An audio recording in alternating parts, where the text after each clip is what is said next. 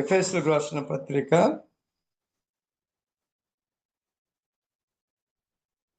జ్ఞానమునకు మించిన క్రీస్తు ప్రేమను తెలుసుకొనుటకును తగిన శక్తి గలవారం వారు కావాలని ప్రార్థించుతున్నాను. మనలో కార్యసాధకమైన తన శక్తి చొప్పున మనము అడుగు వాటన్నిటికంటేను ఊహించు వాటన్నిటికంటేను అత్యధికంగా చేయే శక్తి గల దేవునికి క్రీస్తు యేసు మూలముగా సంఘములో తరతరములు సదాకాలము మహిమ కలుగునుగాక. ఆ విధంగానే 12-13 ఆయనందలి విశ్వాసము చేత ధైర్యమును నిర్భయమైన ప్రవేశమును ఆయనను బట్టి మనకు కలిగి ఉన్నది. కాబట్టి మీ నిమిత్తమై నాకు వచ్చిన శ్రమలను చూచి మీరు అధైర్యపడవద్దని వేడుకొంచున్నాను. మీకు మహిమకరములైనవి. దేవుని నామానికి స్తోత్రం కలుగునుగాక.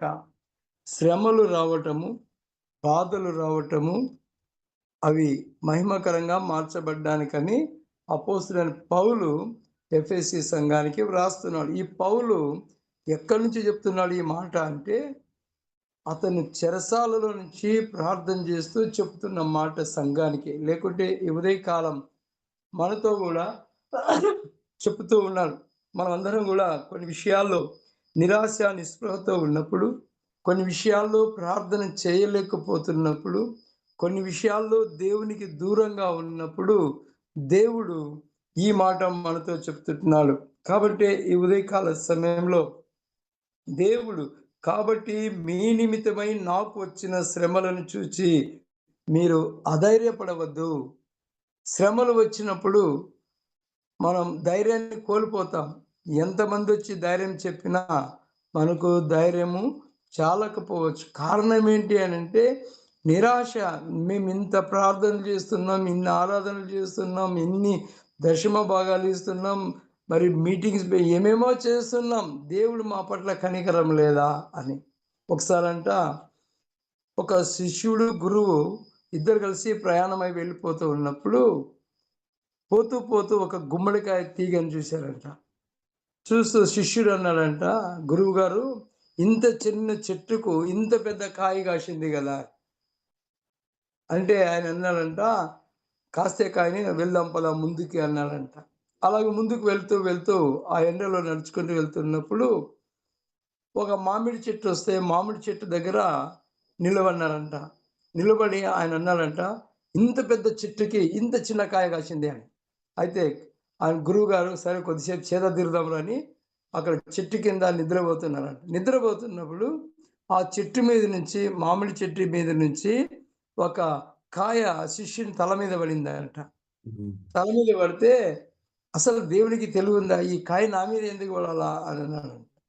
అయితే అప్పుడు ఆ గురువు గారు చెప్పారంట, అదే గుమ్మడికాయంత మామిడికాయ ఉండింటే నీ తల మీద పడింటే నీవేమైతుంటివి అని గురువుగారు జవాబు చెప్పినప్పుడు అప్పుడు ఆ శిష్యునికి జ్ఞానం వచ్చిందంట. ధైర్యం చెడినప్పుడు ధైర్యం పరిచేది ఆయన వాక్యమే. కాబట్టి మన ఆలోచనలు వేరు, దేవుని ఆలోచనలు వేరు. మన తలంపులు వేరు, దేవుని తలంపులు వేరు. కొన్ని విషయాల్లో ఎవరికి రాళ్ళు ఎక్కువ పడతాయంటే కాసిన చెట్టుకే రాళ్ళు పడతాయి. భయము భక్తితో సాగిపోయే వారికే కష్టాలు, నష్టాలు, బాధలు, రోగాలు, సమస్యలు, శోధనలు వస్తాయి. అయితే పౌలు అంటున్నాడు, మీ కొరకు నేను ప్రార్థిస్తున్నాను, కాబట్టి మీ నిమిత్తమై నాకు వచ్చిన శ్రమలను చూచి మీరు అధైర్యపడవద్దు. అధైర్యపడని అవసరం లేదు దేని విషయంలో. ఎందుకు అనంటే దేవుడు మీకు తోడుగా ఉన్నాడు, మీ ప్రార్థనలన్నీ వింటాడు. అయితే కొంచెం పరీక్ష, కొంచెము నిరీక్షణ. కారణం ఏంటి అనంటే నీ యొక్క విశ్వాసానికి పరీక్ష. పరీక్ష లేనిదే విశ్వాసంలో మనము ఎదగలేం. కాబట్టి పరీక్షలు వచ్చినప్పుడు, ఆ కష్టాలు వచ్చినప్పుడు, ఆ నిందలు వచ్చినప్పుడు, ఆ బాధలు వచ్చినప్పుడు, ఆర్థిక సమస్యలు వచ్చినప్పుడు, శోధనలు వచ్చినప్పుడు ప్రభువుకి ఇంకా సమీపంగా వెళ్ళాలని, ప్రభువుకి ఇంకా దగ్గరగా ఉండాలని, ఇవి మరి వీటిలో నిలబడతాడా లేదన్న కుమారుడని దేవుడు పరీక్షలు ఇచ్చినప్పుడు మనము సహించిన వారమైతే జయిస్తాం. కనుక పౌలు చెప్తున్నమాట, మీరు అధైర్యపడవద్దు. నాకు వచ్చిన శ్రమలను చూచి మీరు అధైర్యపడవద్దు అని వేడుకొనుచున్నాను. మీకు ఇవన్నీ కూడా వేడుకొనుచున్నాను. ఇవి మీకు మహిమకరములైనవి. ఎంత మంచి మాట.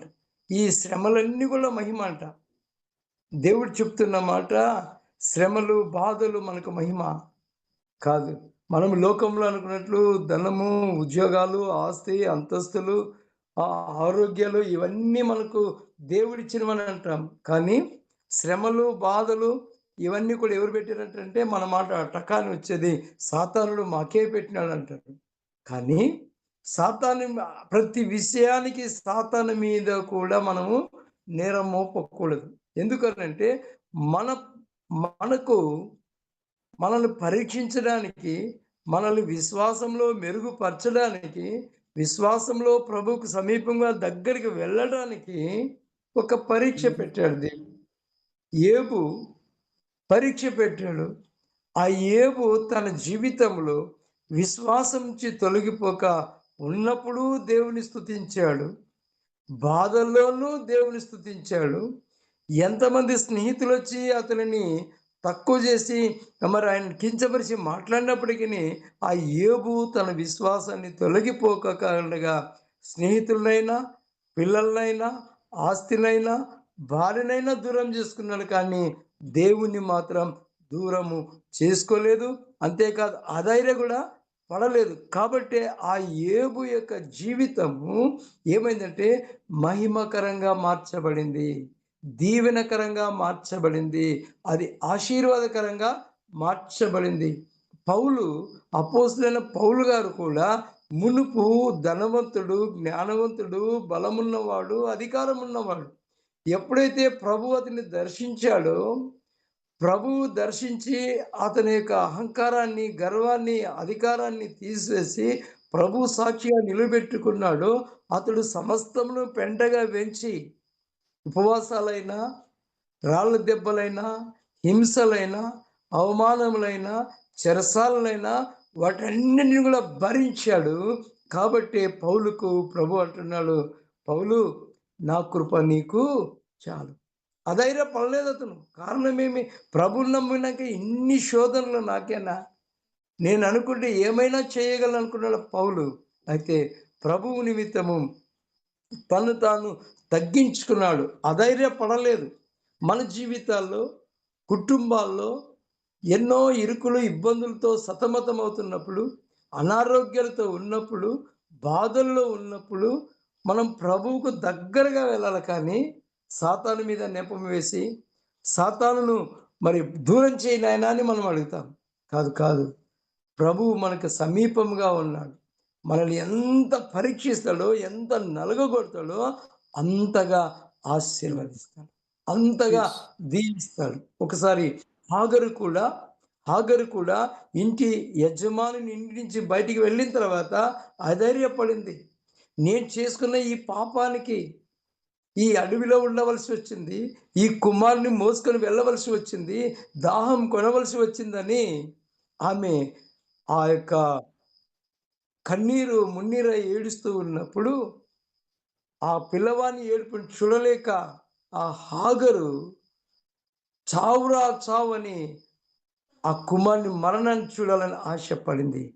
అదే నిమిషంలోనే, అదే సమయంలోనే హాగరు దగ్గరికి దేవుని దూత వచ్చి హాగరును బలపరిచింది, ధైర్యపరిచింది. ఆమె కన్నీటిని తుడిచి కన్నులు తెరిచింది. కన్నులు తెరిస్తే ఆ దాహాన్ని తీర్చుకోవడానికి ఎప్పటినుంచో పారుతున్న నీటి ఊటను చూసి సమృద్ధిగా ఆమె కుమారుడు తాగి తృప్తి పొందారు. అధైర్యపడిన స్థితిలో ప్రభు దూత దగ్గరికి వచ్చి ధైర్యపరిచింది. కాబట్టి ఏమి అది వారికి మహిమకరంగా మారింది. కనుక ఈ ప్రాతకాల సమయంలో మన జీవితంలో, మన ఆత్మీయ జీవితంలో మరి ఎన్నో ఎన్నో ఇరుకులు, ఇబ్బందులు, తెగుళ్ళు, సమస్యలు వచ్చినా, సువార్త సేవలో సువార్థికులను కొడుతున్నా, సంఘాలను పడగొడుతున్నా, సేవకులను హింసిస్తున్నా అధైర్యపడిన అవసరం లేదు. కారణం ఏంటి అంటే దేవుడు మనతో చెప్తున్న మాట,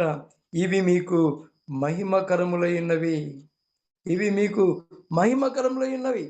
మనకు అధికారులు ఉండొచ్చు, మనకు చట్టాలు తెలవచ్చు, అన్నీ తెలవచ్చు. కానీ ఈ లోకంలో ఉండి ఈ చట్టాలు, ఈ సెక్షన్‌లన్నీ దేవుని ఎదుట జరగవు. నీవు చేయాల్సిందల్లా పౌలు ఏం చేశాడంటే ప్రార్థన చేశాడు. అదే 19వ వచనం కూడా అంటున్నాడు కదా!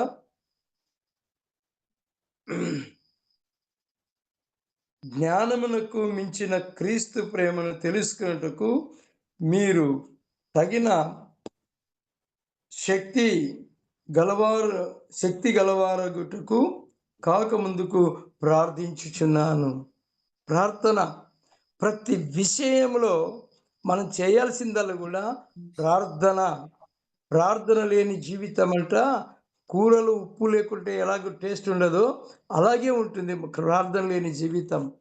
ప్రార్థన ఎవరైతే చేస్తారో, ప్రార్థనలో ఎవరైతే ఉంటారో వారికి దేవుడు ఎప్పుడు కూడా తోడుగా ఉంటాడు. దేవుడు సహాయం చేస్తూ ఉంటాడు. ప్రార్థించే వారిని దేవుడు ఎప్పుడు కూడా కనిపెట్టుకొని ఉంటాడు. మీరు అడుగు వాటన్నిటికంటేను అంత మంచి మాట. మీరు అడుగుతున్నది కొంచెం.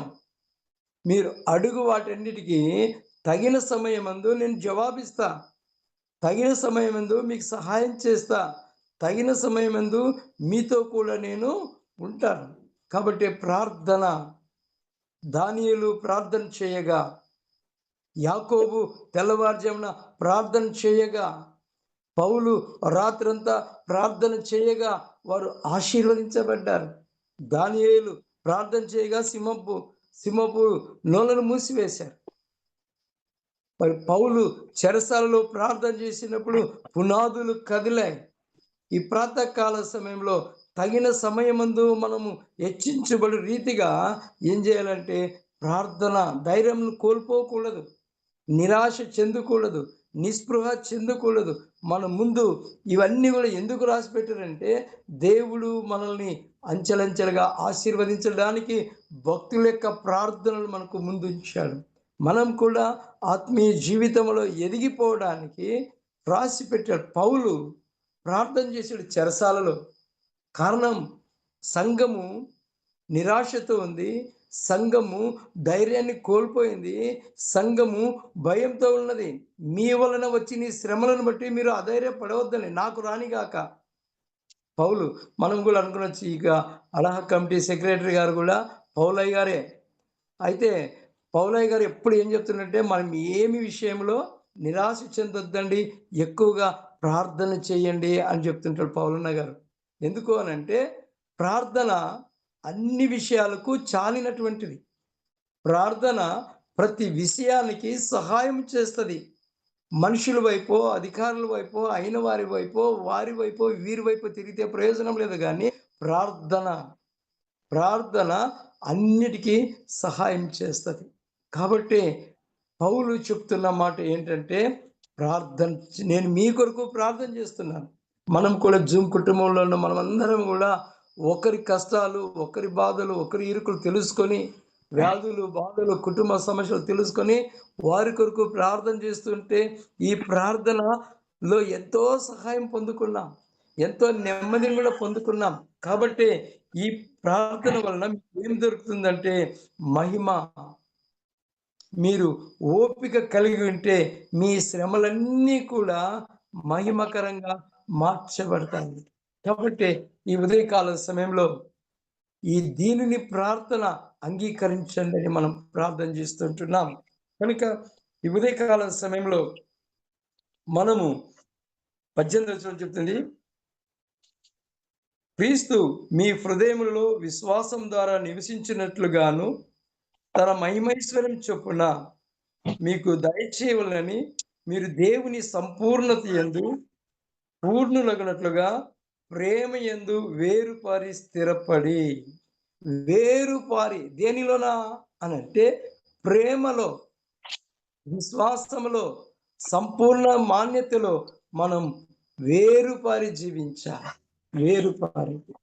ఈ ఉదయకాల సమయంలో పౌలు చెరసాలలో నుంచి ప్రార్థిస్తూ ఆ సంఘానికి ఈ పత్రిక రాస్తూ హెచ్చరిస్తూ బలపరుస్తున్నాడు. అందుకే నన్ను బలపరచు వానియందు నేను సమస్తమును చేయగలను, ఏమైనా చేయగలను ఆయన. అయితే మన విశ్వాసానికి శ్రమలు వచ్చినప్పుడు, మన విశ్వాసానికి సమస్యలు వచ్చినప్పుడు, మన విశ్వాసానికి బాధలు వచ్చినప్పుడు, మన విశ్వాసానికి కొరతలు వచ్చినప్పుడు మనం ఏం చేయాలంటే అధైర్యపడుకోకుండా ప్రభువుకు సమీపముగా వెళ్ళాల. వారి వైపు వీరి వైపు నాయకులు ఏంటో చాలా మంది నేటి సంఘాలలో మనం చూస్తూ ఉన్నాం. మన క్రిస్మస్ పండుగప్పుడు చూస్తే ప్రతి ఒక్కరు దేవుని విడిచిపెట్టి నాయకులు వెంబడించారు. దేవుడే లేదు అక్కడ. కారణం ఎమ్మెల్యే వచ్చినాడు, మంత్రి వచ్చినాడు, ఆయమ్మ వచ్చింది. వారు ఏం చేస్తారు? వారు వచ్చి మన వీక్‌నెస్ తెలుసుకొని పోయి మళ్ళా వాళ్ళు ఏం చేస్తారంటే మన మీద రైజ్ చేస్తారు. కాబట్టి దేవుని నామానికి రావాల్సిన మహిమ, దేవుని నామానికి రావాల్సిన ఘనత, దేవుని నామానికి రావాల్సిన ఆ గొప్ప మహిమను అపవాది దొంగిలించుకొని పోతున్నాడు. అందుకే సంఘాలలో సమస్యలు, అందుకే సంఘాలలో సమాధానం లేదు, అందుకే సంఘాలలో ఐక్యత లేదు. ఏ సంఘమైతే ప్రార్థన చేస్తుందో, ఏ సంఘమైతే దేవునికి సమీపంగా ఉంటుందో ఆ సంఘము మహిమకరంగా జీవిస్తుంటుంది, ఆశీర్వాదకరంగా ఉంటుంది. కనుక ఈ ప్రాతకాల సమయంలో మన ఆత్మీయ జీవితాల్లో దేవునికి మనం లోకమంతా ఎక్కడ వెళ్ళినా, ఎవరు ఏం చేసుకున్నా మనం ప్రతి విషయంలో ప్రార్థన అన్నగారు చెప్తున్నారు. ఐక్యం చేయాలని ప్రార్థనలు చేయండి అని చెప్తున్నాడు. కారణం ఏంటంటే ప్రార్థనలో ఐక్యమత్యం దేవుడే సహాయం చేస్తాడు. కాబట్టి బండలాంటి హృదయాలను కూడా, మోడుబారిన జీవితాలను కూడా ఆయన ఏం చేశాడంటే మధురముగా మార్చాడు, ఆశీర్వాదకరంగా మార్చాడు. కాబట్టి మన జీవితంలో మనం అధైర్యపడుకోకుండా ధైర్యముతో ముందుకు సాగిపోవటానికి దేవుడు తోడుగా ఉన్నాడు. ఆ మధ్యలో ఒక సంఘం మీదకి ఈ ఆర్ఎస్ఎస్ దాడి చేస్తే అక్కడున్న సంఘం మీరు ఊరు ఇడిచిపోవాలా, ఆరాధన చేయకూడదని వాళ్ళ దగ్గర ఆర్ఎస్ఎస్ అంటే మేము మా ప్రభు కొరకు చావునైనా చస్తాము, కానీ మేము మాత్రం ఊరు విడిచేది ఉండదు, ప్రభుని విడిచేది ఉండదని గట్టిగా చెప్పేశారు వాళ్ళు. నీవేం చేస్తావో చేసుకో. చర్చినంతా ధ్వంసం చేశారు, స్త్రీలను కొట్టారు, అయినా వారు ఊరు వదలలేదు, సంఘాన్ని వదలలేదు, ప్రార్థన వదలలేదు. ప్రార్థన వారికి తోడుగా ఉంది కాబట్టి ఆ దుష్ట మనసాక్షి కలిగిన వారు తిరిగి వెనక్కి వెళ్ళిపోయారు. ఆ తర్వాత దేవుడే వారికి సమాధానం దయచేశాడు. కాబట్టి మనం శ్రమ పడుతున్న కొలది దేవుడు మనల్ని ఇంకా మహిమపరచడానికే. దేవుడే మనల్ని ఏం చేస్తాడంటే, ఎంత మంచి మాట కదా, మీరు అధైర్యపడవద్దని వేడుకొంచున్నాను, మీరు మహిమకరములైనవి, మీ శ్రమలన్నీ కూడా మహిమకరములై ఉన్నవి. ఎంత బాధపడతావో, ఎంత ఇబ్బంది పడతావో, ఎంత నలిగిపోతావో అంతగా అది మహిమకరంగా మార్చబడుతుందంట. ఈ ఉదయకాల సమయంలో మన జీవితంలో మనం అపోస్తులైన పౌలు వలె ప్రార్థిస్తూ ప్రతి శ్రమను ఓర్పుతో సహించి, ప్రతి బాధను సహించి మనం ప్రభు కొరకు ఎదురు చూస్తూ ఉంటే అవన్నీ కూడా మహిమకరంగా మార్చబడతాయంట. కాబట్టి మన శరీరంలో ఉండే గాయాలన్నీ కూడా దేవుని రాజ్యానికి చేరినప్పుడు ఒక్కొక్క గాయము దేవుని కొరకు పడిన బాధలన్నీ కూడా చూస్తూ ఉంటే దేవదూతల పరిచర్య మనకు దొరుకుతుందంట. కనుక ఈ ఉదయకాల సమయంలో మన జీవితంలో మనం అధైర్యపడుకోకుండా దేని విషయంలో కానిగాక, కుటుంబంలో ఆర్థిక సమస్యలు, కుటుంబంలో ఇరుకులు, కుటుంబంలో సమస్యలు, మనం చేస్తున్న ఉద్యోగాల్లో ఇరుకులు, అవమానాలు, బాధలు పడుతూ సాగిపోతూ ఉన్నప్పుడు, సంఘాలలో కూడా మనల్ని కించపరుస్తున్నప్పుడు అధైర్యపడుకోకుండా ఇవన్నీ కూడా మహిమకరంగా మార్చించే దేవుడు మనకు తోడుగా ఉన్నప్పుడు, నీవు అడిగే వాటికంటే, ఊహించే వాటికంటే, నీవు ఏమడుగుతావో దానికంటే డబల్ రెండంతలు. యోబుకు పోయింది ఒకటి, ఇచ్చింది రెండు. మరి షడ్రక్, మేషక్, అబేద్నెగోలు శ్రమల్లో ఉన్నారు, బాధల్లో ఉన్నారు, అగ్ని గుండంలో ఉన్నారు. వారు ముగ్గురు ఉంటే వాళ్ళకి కనపడిండేది నలుగురు. కాబట్టి దేవుడు నీవు అడుగుతున్న దానికంటే అత్యధికముగా దయచేసే దేవుడు. నీవు ఊహించని రీతిగా నీ దగ్గరికి అన్నీ కూడా ఆ ప్రార్థనలకు జవాబు దయచేస్తాడు. కాబట్టి ఊహించు వాటన్నిటికంటేను అత్యధికంగా దయచేసే దేవుడు. కాబట్టి క్రీస్తు యేసునందు మహిమైశ్వర్యములో నుంచి మీ ప్రతి అవసరము, అది ఏమైనా కానీగాక, మీ ప్రతి అవసరమును తీరుస్తానని చెప్పిన దేవుడు. కాబట్టి సదాకాలము మహిమ కలుగును గాక. ఎంత మంచి సదాకాలం మనం చేస్తున్న ఈ శ్రమలు, నిందలు, బాధలన్నీ కూడా మన వెనకొచ్చే తరం వారికి కూడా మనము వాటిని సిద్ధపరిచి వెళ్తాం. కాబట్టి పౌలు అంటున్నాడు కదా, అత్యధికంగా మీకు చేయ శక్తి గల దేవునికి క్రీస్తు యేసు మూలముగా సంఘములో తరతరములకు సదాకాలం మహిమ కలుగును గాక. మీ శ్రమలన్నీ కూడా మహిమకరంగా మార్చబడతాయి. అంతేకాదు ఆ మహిమ సదాకాలం మనతో కూడా ఉంటుంది. కాబట్టి అన్ని విషయాల్లో మనం అధైర్యపడుకోకుండగా, నిరాశ చెందుకోకుండగా, నిస్పృహ చెందుకోకుండగా ప్రభువైన యేసునందు విశ్వాసం ఉంచి, విశ్వాసమునకు కర్త అయిన యేసు వైపు చూస్తూ మన ఆత్మీయ జీవితంలో అన్ని మహిమకరంగా మార్చబడ్డానికి పరిశుద్ధాత్మ దేవుడు మనకు సహాయము చేయునుగాక.